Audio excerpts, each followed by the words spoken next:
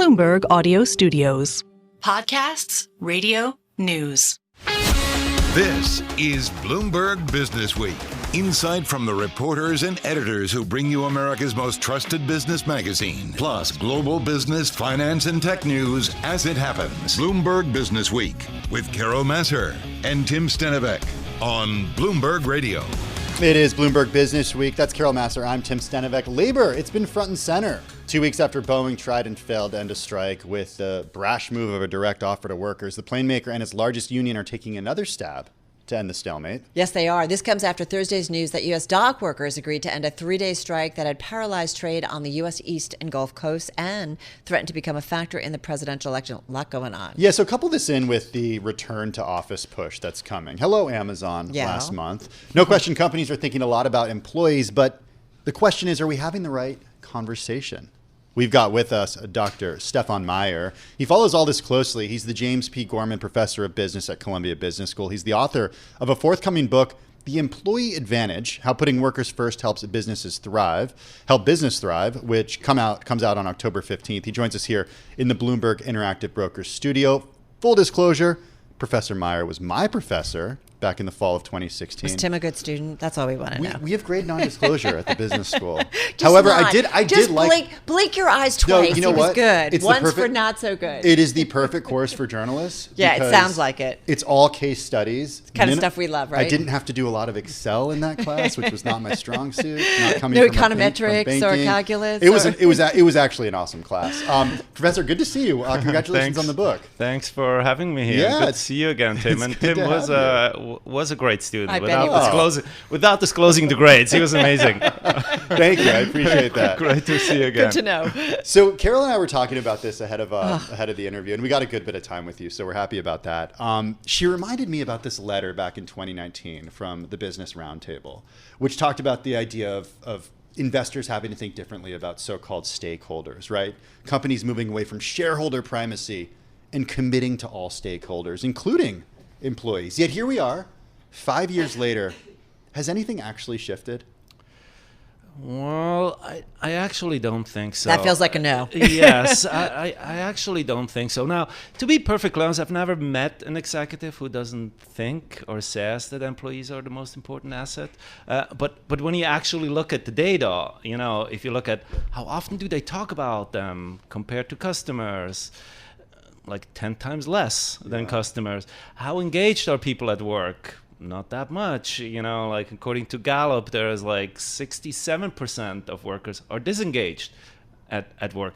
So is that I don't think normal? they're doing a good job. Is there always like that amount of people who are just like, it's a job? I don't think so. Okay. I think that's part of the problem. Kind of the mindset is like, they don't want to work anyway, so I have to either incentivize them hard or control them even harder. But that's just not true. People actually like work. There's a limit to it. It's still a 4-letter word. Yeah, but people actually come to work, because they, it's part of their identity. If it's done well, if they're really engaged, it's a fulfilling thing. I'm sure the two of you like it. We do. Actually, like your job. We really do. We really do. Like to come to the job. There's something about it. I also love my job. There is something I do and what I do.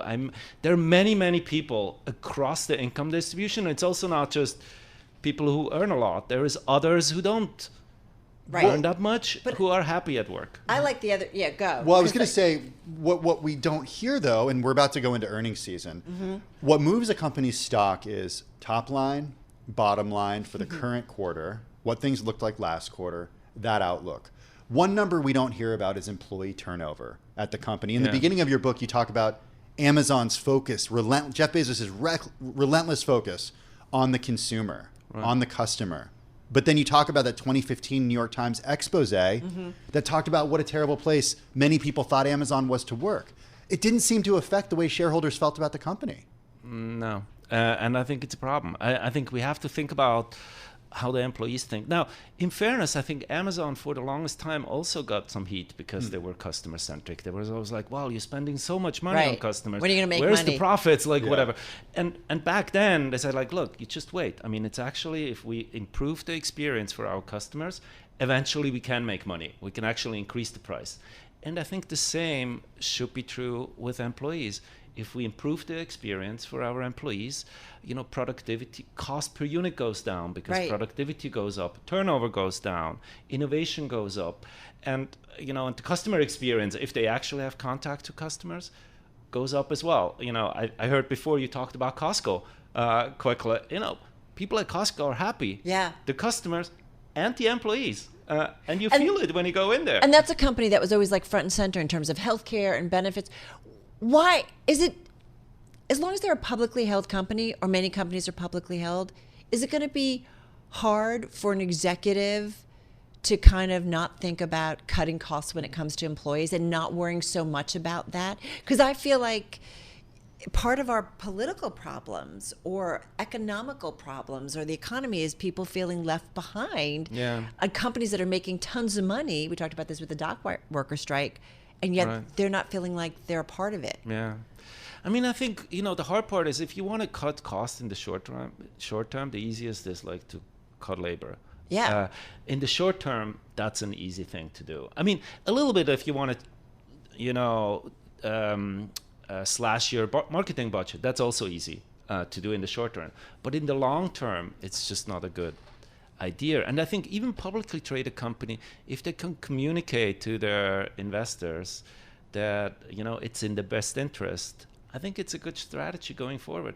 When, when Best Buy was about to be turned, when Best Buy was letting, all their competitors were out of business, everybody thought like Best Buy, that's like who.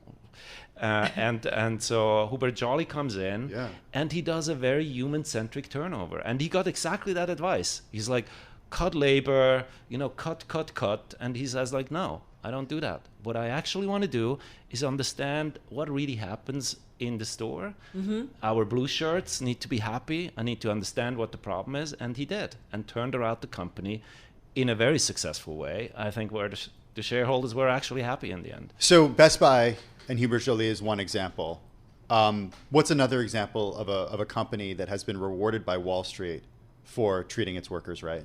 I think Costco is one that does it really well, treats their employee nicely and turns it around.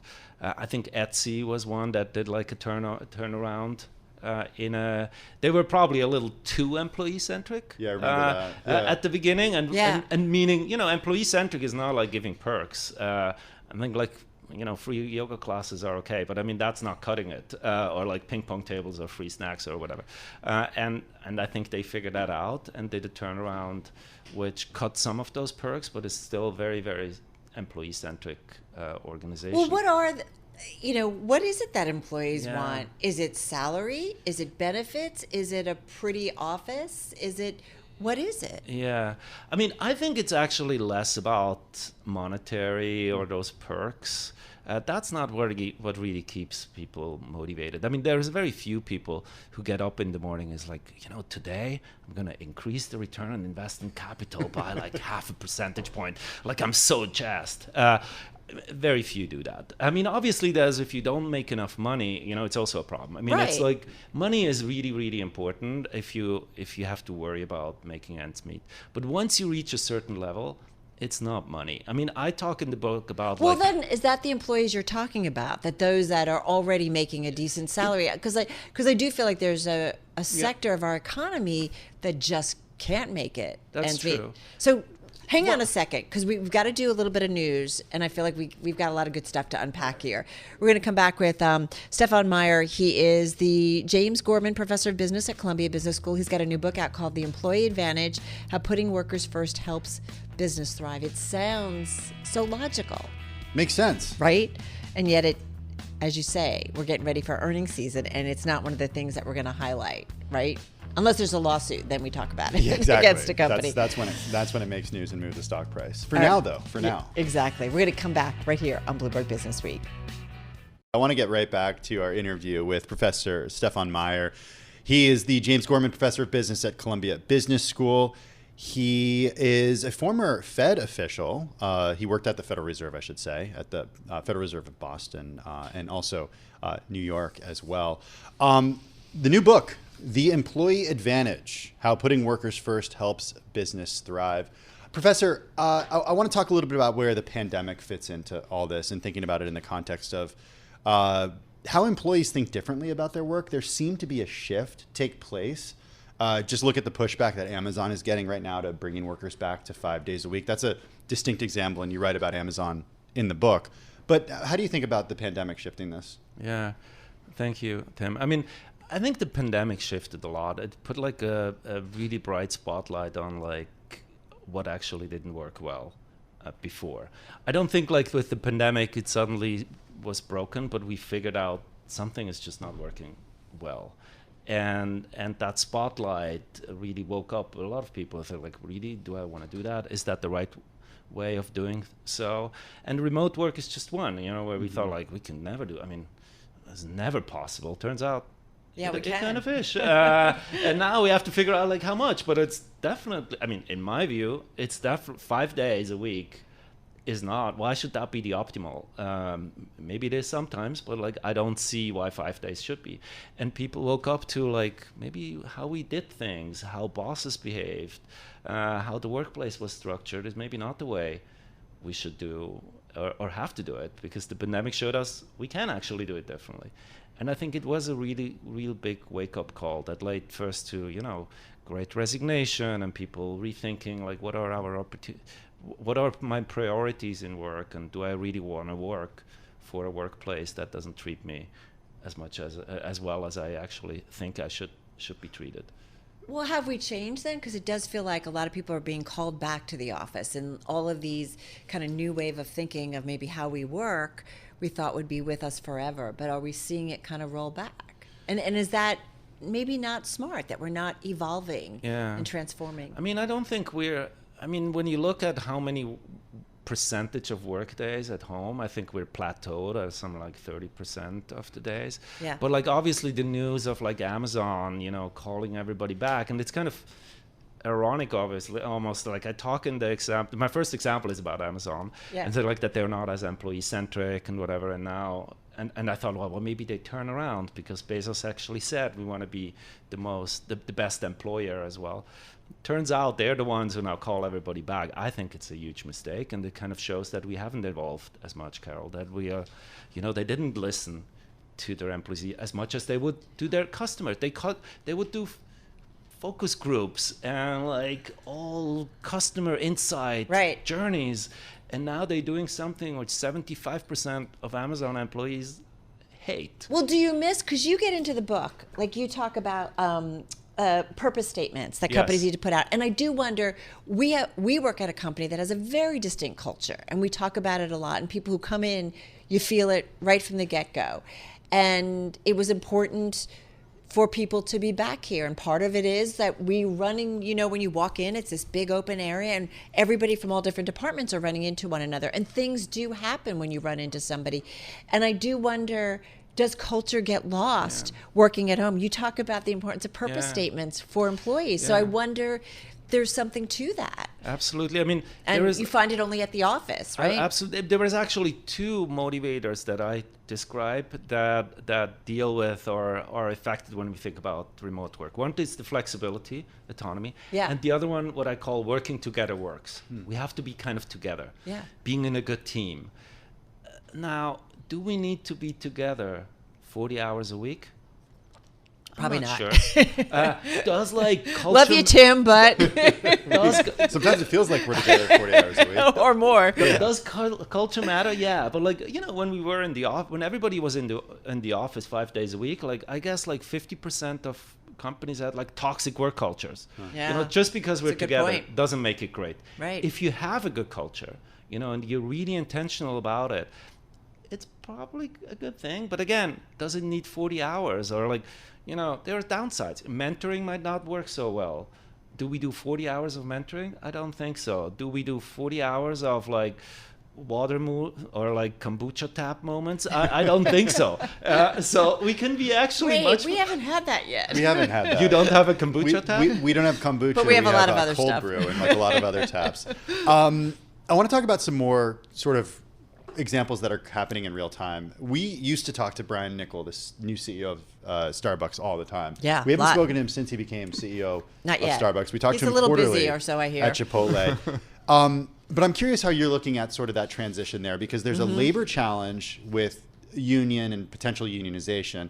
And then there's also the corporate challenge where he's like, loves Newport Beach and they need him in Seattle. So he's like on a private jet quite a bit. Yeah, funny enough, I actually wrote an op-ed giving advice to him. And the advice is like doing a human-centric turnover. I mean, Starbucks, where the baristas are critically important. If you go into a Starbucks and you feel welcoming, the whole point was like that you have like the baristas and they're really happy. I feel like we did a case study on Starbucks in your class. That's well possible. Okay. Yeah. So good, you remember that.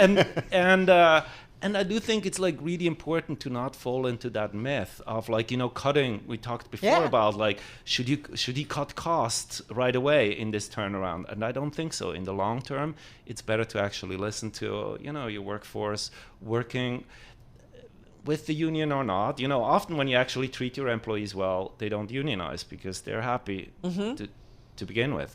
And they're good with customers. Yeah, they actually payoff. help. You can't get happy customers without happy employees. I think there is no way. You can't walk into a Starbucks and everybody is miserable and then be happy about paying how much a latte is nowadays, but a ridiculous amount of money for a latte, which part of it is the coffee and part of it is the atmosphere that you're buying. And so you need like happy employees in order to create that feeling and also to make them productive. It is amazing in a service-led economy, and we all have horror stories of being on hold. I had somebody with a particular company, telecom company, who was on hold for like 4 or 5 hours. And, she's like, luckily I could be at home doing stuff and be on hold because I had to deal with an issue.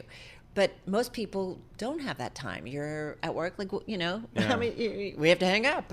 Got to go do our show. But I do wonder, like, what's happened? Because it just seems like in a service-led economy, service has gone to the wayside. I've gone into stores and there's nobody around to help me. Or there's somebody, I'm buying something and they're on their cell phone while they're checking me out or something. Or I check myself out. Like, so isn't it kind of surprising that if it's service... Yeah, I mean, I couldn't agree more with you, Carol. I mean, I think like they in a service economy, the employees has to be critically important, and you need to treat them well. And I think Costco again is a good example. There is this other for those of the listeners who are from Texas. There is H-E-B. Mm-hmm. It's a grocery store in Texas, where I tell that story where like they opened the store outside of Dallas, and people would line up through the night to be the first person in that grocery store. That's wild. It's a grocery store. And it's a very employee-centric organization. And it creates this atmosphere where people are welcomed and love it to be there. And so I think as my book says, you treat your employees nice, and then the business actually thrives as a result. I was going to say, you're a behavioral economist, and you teach students every semester at Columbia Business School. A top industry these students want to be in is consulting. Consultants often are told to cut costs. So there's this... move production overseas. There's this circle that kind of needs to be disrupted, I imagine, in your view. And I'm wondering how that message is being received at the school and in your class. I mean, I try. So, it's a topic where like everybody on the one hand says like, yeah, I'm all for it. The question is whether they actually implement it. And I think it's the same with obviously customer centricity. There is no executive who says, I don't care about customers, but only a few can really pull it off to be really customer centric. And I think the same is true with employees, that, if you really care and you really put in the work to be employee-centric, the benefits will come. But it's going to be delayed. We talked about this before. It's not a short-term thing. If you want to, the easiest way to cut cost right now is to cut labor force. That's often the biggest factor in the cost structure of an It feels kind organization. of depressing, like the outlook, because it just sounds like you have a couple of examples, but most companies. Yeah, I mean, I see it as actually as a very positive story. I think like there is a way, if we change the mindset of thinking it's not either or, we're fighting against the employees, and otherwise it comes out of the bottom line. It's like, Right. no, we can actually treat them well and create more profits. What's the research that backs that up? I mean, there is like study over study that shows like, organizations that put well-being and treat their employees nicely, they're actually more profitable. Now, it's a hard thing to study because there's what's causal and what is actually correlational. Right. Because maybe the better companies can also treat them better. But I do think like there are many examples and studies who actually show that if you treat them well, the benefits will come. But go back to diversity's gotten better, and I think boards, like we've seen more diversity, and we've seen the research that says companies perform better. But I do wonder, again, go to earnings, if we're not highlighting that this company's doing so well with its employees, especially for publicly held companies. Yeah. I understand for smaller companies maybe why that happens, because I don't mean to be so negative, but I do wonder. I've got about 30 seconds left to wrap we up. probably have to shift, and maybe you guys have to shift and talking more about the employees. Yeah. Where, That's actually a really nowadays good we talk point. a lot about customers. Many years ago, customers were like an afterthought. It was like product-centric and engineering and finance, and then we moved towards thinking, no, actually, the customer is really important. What's retention rate on your customers, and so on and so forth. And I think we probably have to shift to also now think about employees, and maybe in the future on your show, you have to ask those executives, No, it's a great how point. do you treat your Although employees? Sounds like great. you say, they often say, yeah, of course employees are important. Yeah, that's true. Actions speak louder than words. Stephan Meier, he's the James Gorman Professor of Interesting. Business at Columbia Business School. Brand new book out next week, The Employee Advantage, How Putting Workers First Helps Business Thrive. This is Bloomberg Businessweek. This is Bloomberg Businessweek with Carol Massar and Tim Stenovec on Bloomberg Radio. Well, The Lord of the Rings, Rings of Power on Prime Video, and it's in its second season. Carol, it's expected to be renewed for a third. And from what we've read, Amazon has planned for 5 seasons. Yeah, talk about having some, visibility. Yeah, it's pretty incredible. And, listen. I think it's like a Jeff Bezos passion project. I think so, too. Years ago, he was so excited about this. And you get it. It's based on the work of J.R.R. Tolkien. Our next guest is You looked up how to say that, because I everybody did. says J.R.R. Tolkien. Well, it's so interesting. There's actually an interview with, I think, one of the actors that was in one of the series or movies, and it's apparently a thing, and we talked about it in the newsroom, so I did do my homework. Our next guest is an executive producer, director of Rings of Power. Great to have with us Charlotte Brandstrom. She's been involved with a lot of projects that you'll likely know. She's an award-winning director, directing both TV and film, a producer who has worked on Shogun, The Continental, The Unlikely Murderer, I'm leaving a lot out, The There's like Outsider, The dozens. Disappearance. We could go on and on and on. We're really excited to have her, and she's with us from Paris. Welcome, welcome. It is Tolkien, right?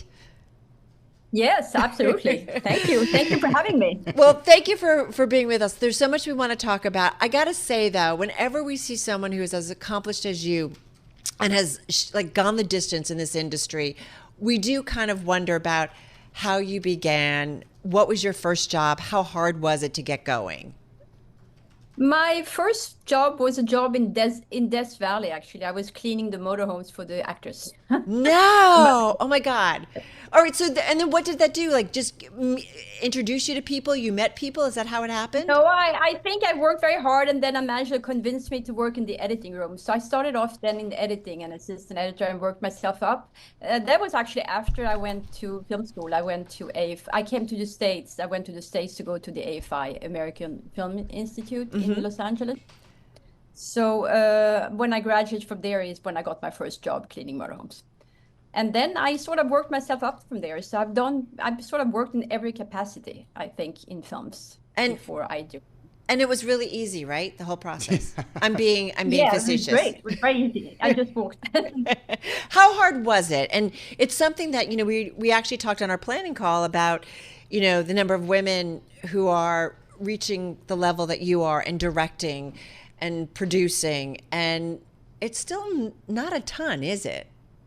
No, it's hard. I guess also because I mean, we were a bit back then. I started directing 25 years ago, and we were a bit typecast. When I would walk into a room, they saw me and they said she should do like a sentimental drama or romantic comedy. And I just wanted to do action films, and I wanted to do epics, go cinema. I wanted to do different kind of films, and because those are the films that I enjoy watching. I mean, I love Lawrence of Arabia. I loved all the big epics. I mean, I like the scale. So I just pushed for that. So whenever I got actually a little drama or comedy, I always put action in it. So little by little, it happened.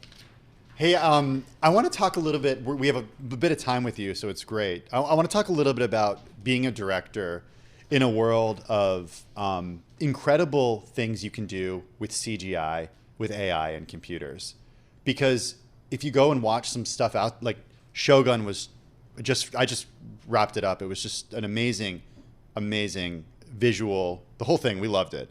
Filmed in British Columbia. But how do you balance your vision with what then needs to be done in post-production to make something work? Well, you try to basically you work not only with CGI visual effects, obviously you add special effects and you build sets. So everything that you have in the foreground and that's close to camera, you try to build for real. And CGI, I'm not saying mainly, but it's used a lot for extension and embellishing everything.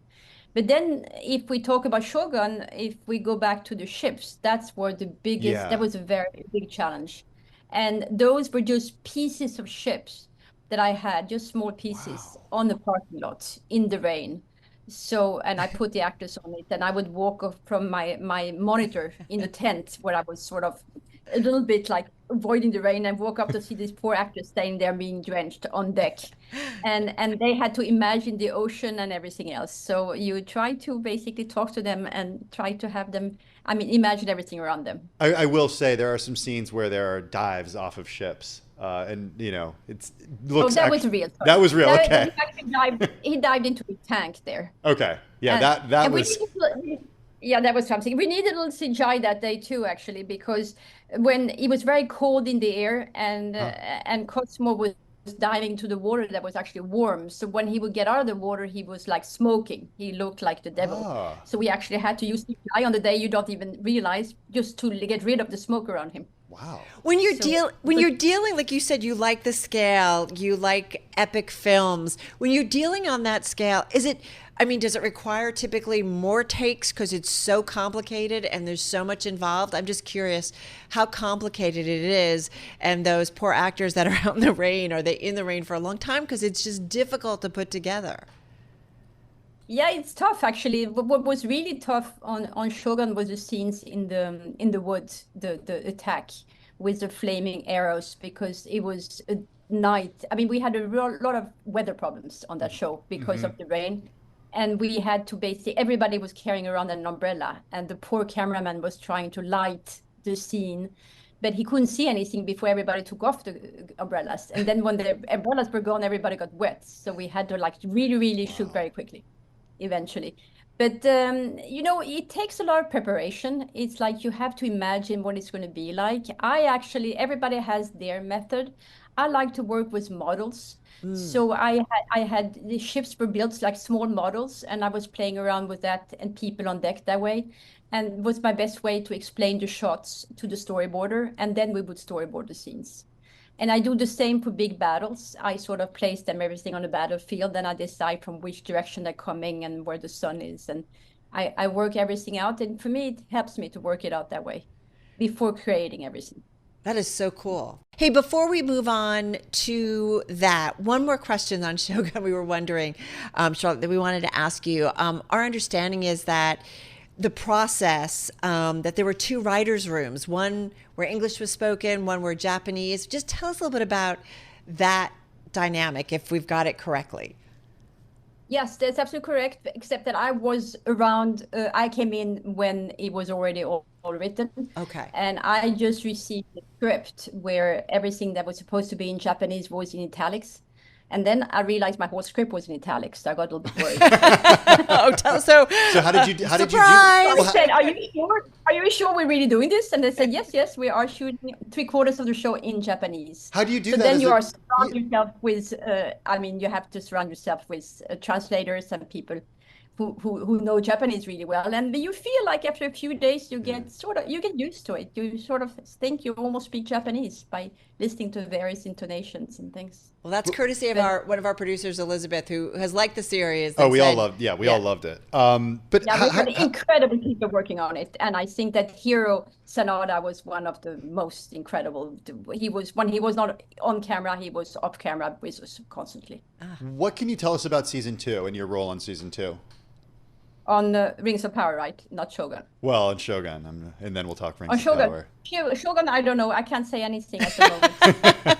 I knew that would be the answer. But Tim's already planning. Yeah. Tim's already planning. You can't say anything, but you will be an incredible season, I think. And you are working on it, confirmed. No, not right now. Okay. We'll see. Well, what's it like to work up, whether it's Shogun or Rings of Power, something that is going to be so watched, so critiqued big time. Do you feel that pressure as you're going through it? You don't have time to. It's so challenging, the work itself. You have such long days and you have so many challenges every day. So you really focus on the detail of the day you sort of, it's like building a major puzzle or having pieces of a puzzle every day that you put in. So you're really focused on that. So you don't think about the outcome at that moment, I think. Or I don't, at least. So I'm just trying to do something that really works well. Well, tell us about Rings of Power certainly working well. So tell us about kind of working through that. My understanding is, too, was it both the premiere and finale for season 2? Yeah, I did the first, the opening and the last 2 episodes, and the last 2 were the biggest. I think they were probably bigger than Shogun. They were the biggest I've ever done because they were those huge sets and a lot of different worlds and a lot of challenges. And the biggest challenge for me was to work in constant mud in episode 7. What's that like? Around. That was like, imagine you come in the morning at 6 o'clock in the morning and you're going to walk in sticky mud up to your knees all day. And it takes a long time to actually walk around in it because you can't walk very fast. And you're usually rushed all the time trying to finish the day. And you need to speak to everyone. So the walkie-talkies were very useful. So we were trying to talk to each other from a distance. Hey, Charlotte, as I mentioned, Carol and I are headed out to Hollywood. We're going Wednesday. Bloomberg Screen Time is on Thursday. AI is going to be a huge topic there. I got a panel on that on Thursday, and I'm wondering, as a director, what's your view on the idea of AI or image likeness or displacement in the industry as a result of this technology? I think we need to we need to protect a lot of players to help them. Because AI can't replace everything, but we need to also to be very smart about it. We're not going to stop it. So we need to use it as a tool and to help us in our work. So I'm just trying. Of course, everybody's using AI in different ways today. But there is a danger that we need to limit, and it's specifically when it comes to, I think, for our cast, for actors, for extras, because people want to keep working in this industry. But I, as a director, also, we embrace the VFX, the progress is done, and there is a lot of, we're not going to stop it, so we have to be smart and learn how to use it. So I think I'm just trying to learn as much as I can about it and see how I can use it. Is Rings of Power the biggest thing you feel, like you said, you like the large scale and working on these projects? Is this the biggest scale that you've worked on? Yeah, I think so, definitely, because it has so many different worlds. It's such huge sets, and you work with, the crews are just huge. We have a lot of people, and they are the best there are. So it's just, it's a gift every day to be able to walk to set and see these beautiful sets and figure out how to use them. But it's really about, in the end, you sit in the dark tent with your cameraman and you're looking at the screen and you're trying to make the scene work and the performances to be believable. And so it's, in a way, it's similar to every other show too at the same time. It's just when you leave the tent and you see what you have around you that is a bit impressive. I bet. So rom-com not in your near future, right? Not in the near future, but it can be good too. It's got to have the word epic in it. I was She just does going to say, epics. epic rom-com. That's what she does. No, listen, Epic. don't change a Yeah. thing. Don't change a thing. Charlotte, thank you so much. We know it's later where you are in Paris, so thank you so much for carving out time for us. We really enjoyed this. Best of luck. And we look forward to the next seasons of whatever you're doing. Charlotte Brandstrom, she is executive producer, director, as we said, Rings of Power on Prime Video.